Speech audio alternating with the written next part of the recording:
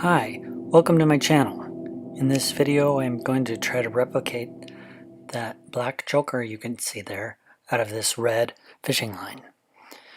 Here is my first attempt at trying to do the pattern, and I had quite a bit of trouble trying to learn it at first.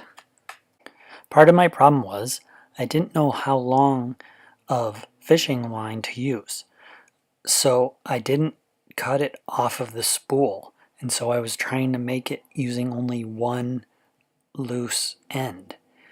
So when I decided to finally just take a guess of how much to use and cut off what I thought I might need, the whole process was much easier.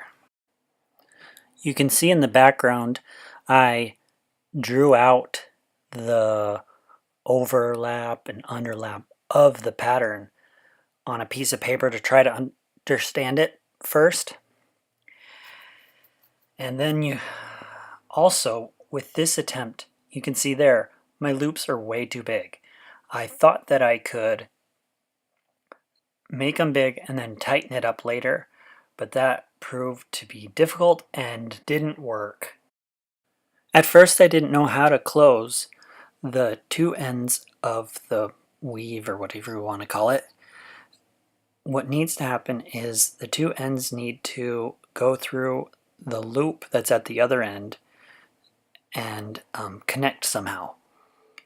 I tried hot glue, and with some scrap fishing line I tried melting it together, which I was successful at, but it didn't seem feasible to do on a project, a piece that I just woven, and so, or braided, and so I finally ended up knotting it with an overhand knot and then sealing that with hot glue so that the short ends wouldn't poke the wearer.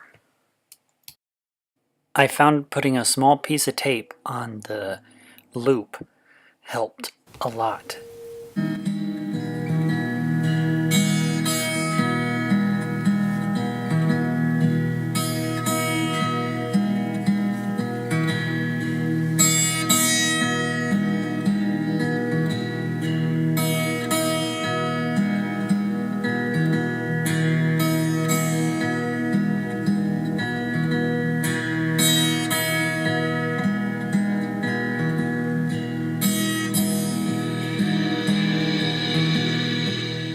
When I didn't leave myself enough room for the tails, I had trouble tying the knot at the end, but a pair of forceps helped with that quite a bit.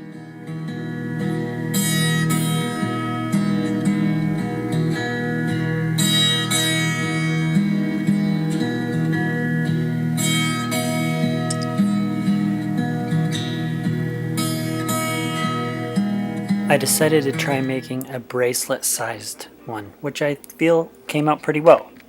This is my early attempt where I made the loops too big, although I think some might like the look of bigger loops.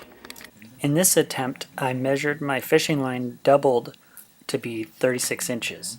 It ended up being a little bit too short, but it would work if you have a skinnier neck.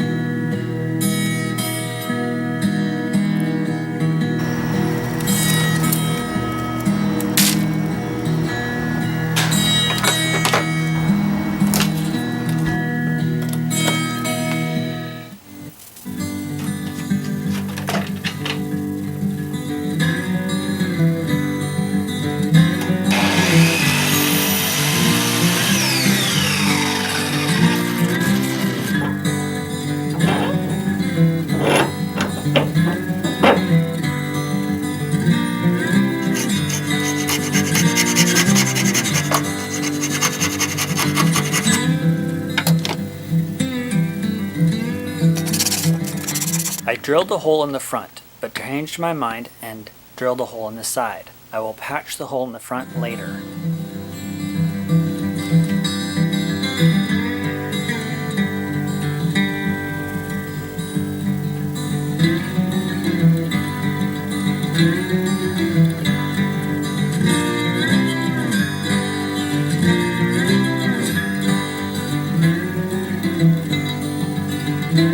In case you're wanting to recreate this, the way the pattern goes is see how this bottom string is looped around the top. So the next step is to make the top one loop around the bottom. And you start by going underneath, then through to make the loop. Since you're dealing with fishing wire, okay, so see there you get the other loop. Now next, this bottom one will loop around this top one by going underneath and then back through. Well, since you're dealing with fishing wire and with long ends, you tend to run into, it's possible that you run into the problem where if you pull the wrong string, instead of having this one be tight, this one gets pulled too tight, it'll get turned into just an overhand knot like that. And then the strings can switch places, and then what you end up with is two of the same loops in a row when that's not even what you did in the first place. And if you look carefully, the angle is wrong. This one angles that way, this one angles that way. So you know it's not the right thing. That might have been confusing. Okay, my point is, to avoid that from happening, I like to find some way to put some tension on the one that's supposed to be straighter. So this loop, since there's a loop here, this side needs to loop around this side. So I put some tension on this one by clamping it or taping it down, and then make the loop around it.